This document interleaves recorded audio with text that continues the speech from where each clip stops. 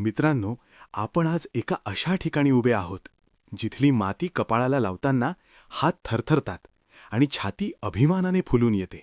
अहमदनगर जिल्ह्यातील श्रीगोंदा तालुक्यात भीमा नदीच्या काठावर वसलेला हा धर्मवीरगड, ज्याला इतिहास पेडगावचा भुईकोट किंवा बहादूरगड म्हणून ओळखतो.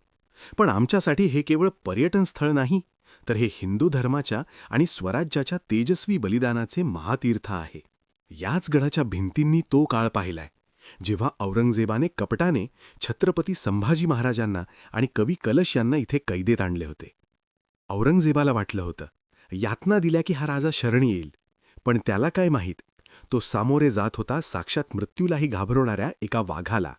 याच ठिकाणी औरंगजेबाने मांडलेल्या आमिषांना माझ्या शंभूराजांनी लाथाडलं होतं. स्वराज्य आणि स्वधर्म सोडणार नाही ही गर्जना याच मातीत घुमली होती. कल्पना करा, याच गडाच्या परिसरात शंभूराजांचा अमानुष छळ झाला, पण एकही ओरखडा त्यांच्या स्वाभिमानाला तडा देऊ शकला नाही. या भीमेच्या पात्राने महाराजांचे ते रक्त पाहिले आहे, ज्या रक्ताने पुढची 16 वर्षे मराठ्यांच्या तलवारींना धार चढली.